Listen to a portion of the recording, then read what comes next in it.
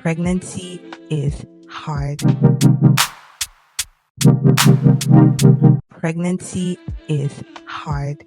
But you know what's harder? Giving birth and you're all alone, especially those in the diaspora. Giving birth without your loved ones with little or no help is hard.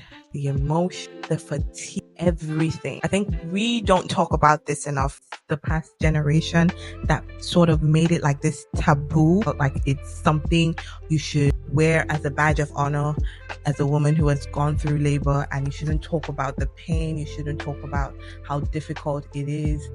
You should just be strong, strong, strong. I get it. Yes, we are strong, but we need to talk about it.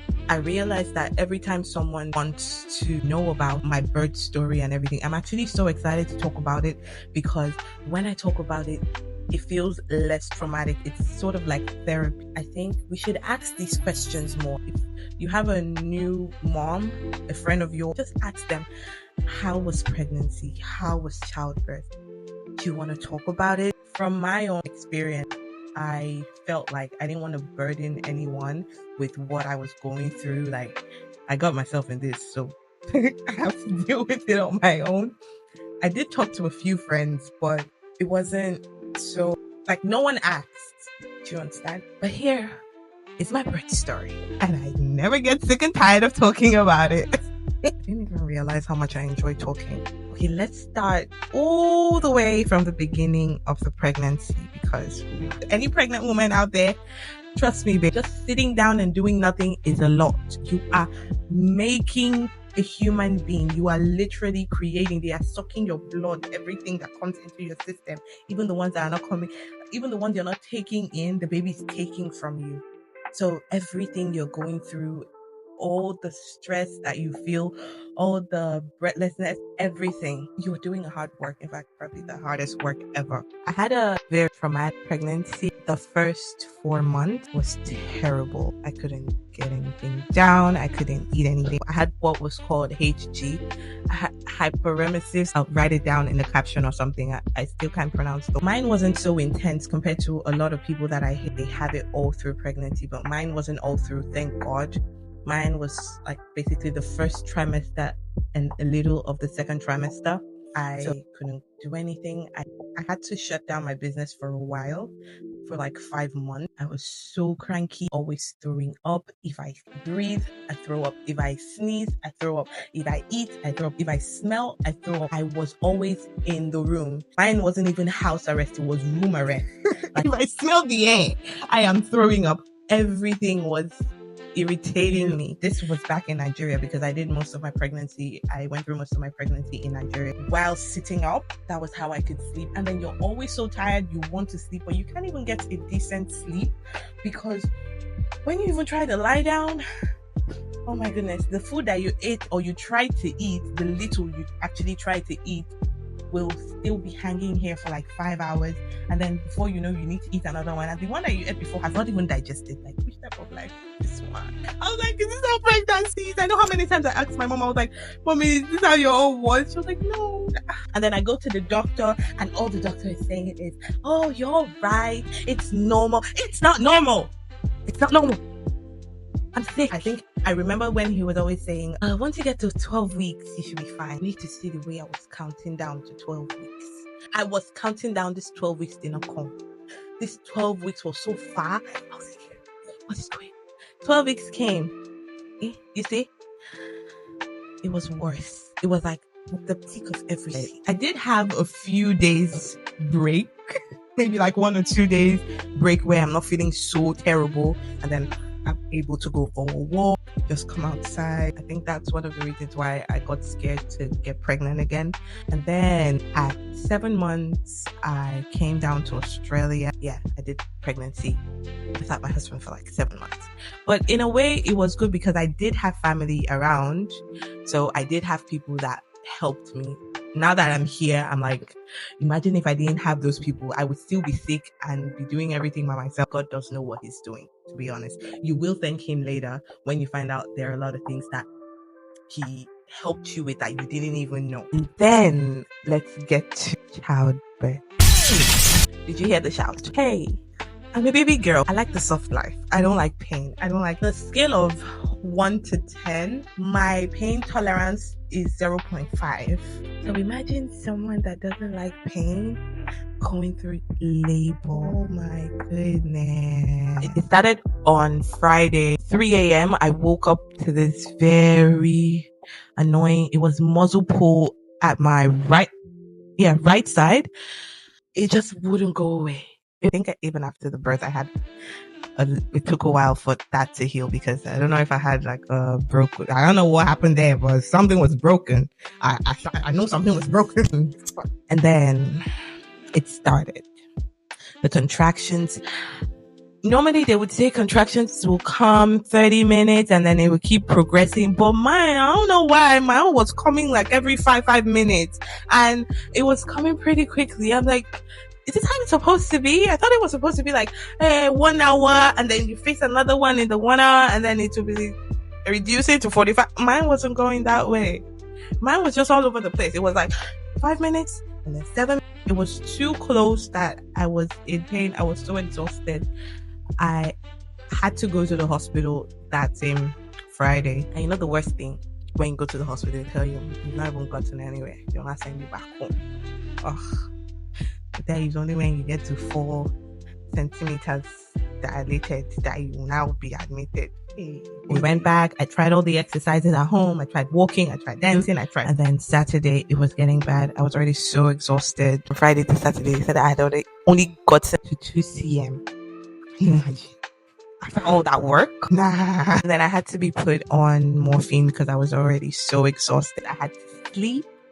They said I wasn't progressing because I was so stressed. My body was put under so much stress, so I needed to sleep. Imagine not sleeping. In fact, I don't think I slept from that Friday. By the way, even with the morphine, even with the sleep, every time I feel the contraction, I will wake up.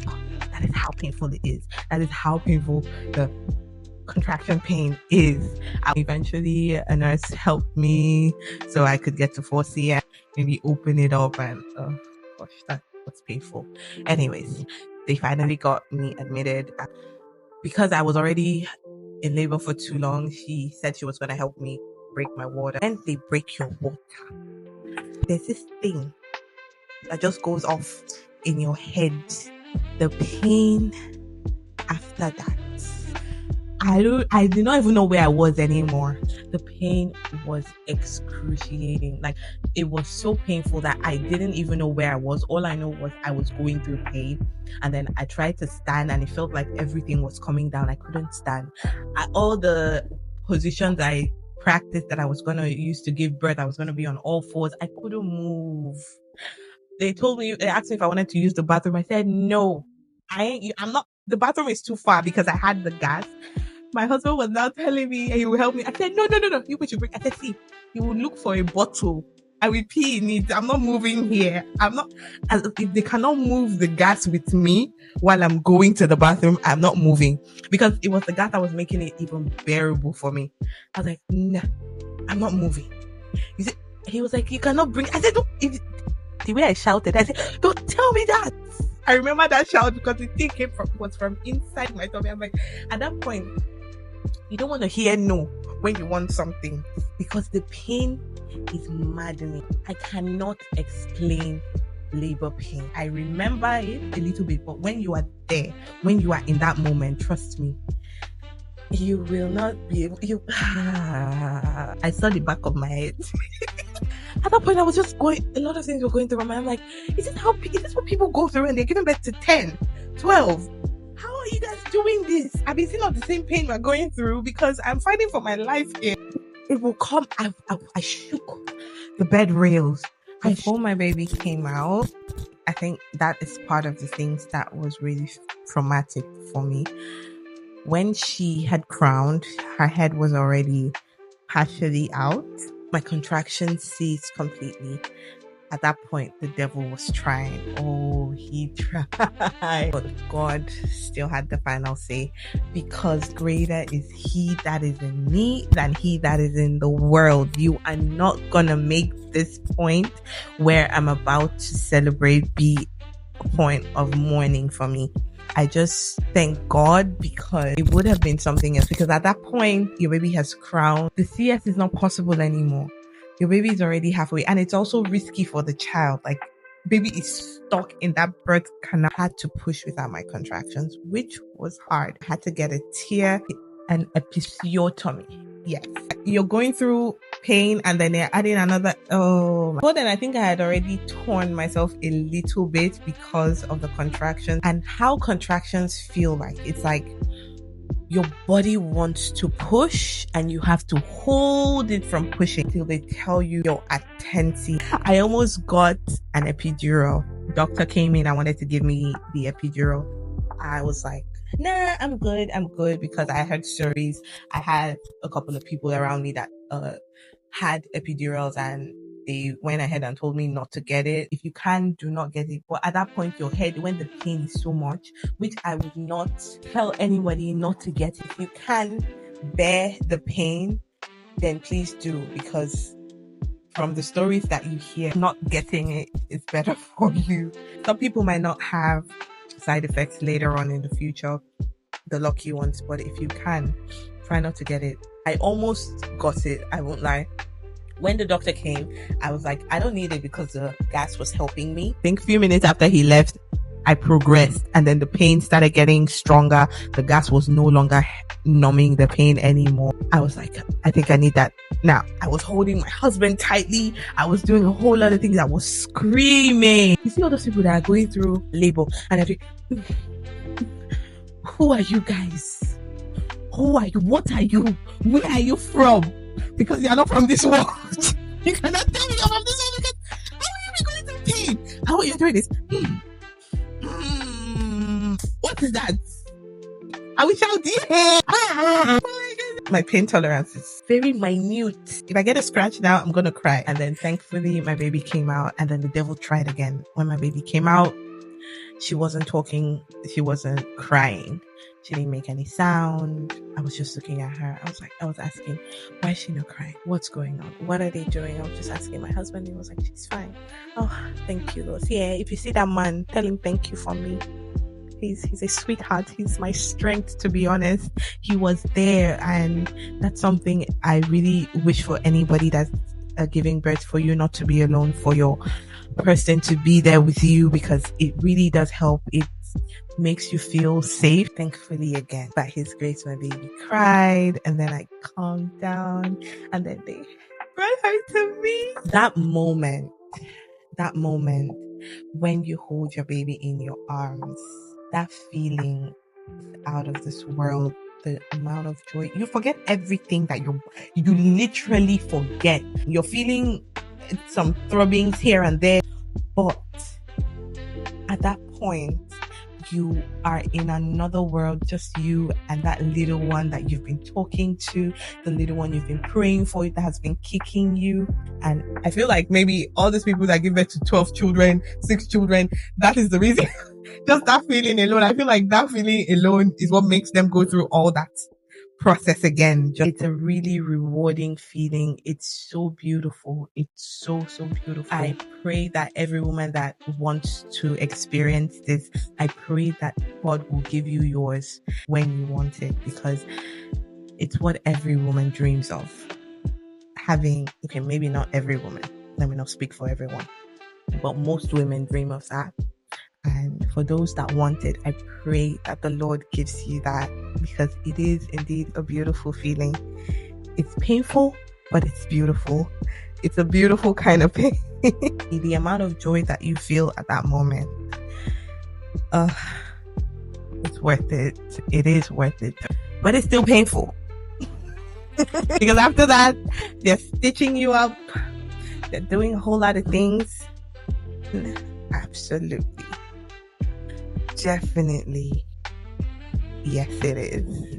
I pray and hope that God grants you your heart desires. If it's 2, if it's 3, whatever number you want, I pray He gives it to you. And I pray that every pregnant woman that is almost due, I pray that the Lord gives you strength in that time, because indeed it is by His strength, it is by His grace that we're able to push through.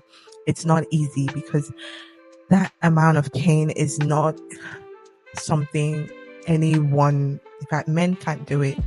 We have that special grace to go through that pain. Anyone that comes out of the labor ward healthy, with the baby healthy, you should thank God. You should thank God, because it is a scary place too. A lot of stories you hear, but it will not be our portion in Jesus' name. And I pray that when you come out, you won't have any complications. Your baby will be healthy and you'll be healthy, and you will enjoy motherhood. The hard parts too. That will be another talk for another day. After the birth experience, that will be another chapter. But for now, this is my birth story, and I hope you enjoyed it. There'll be more of this to come. Bye. Toodles.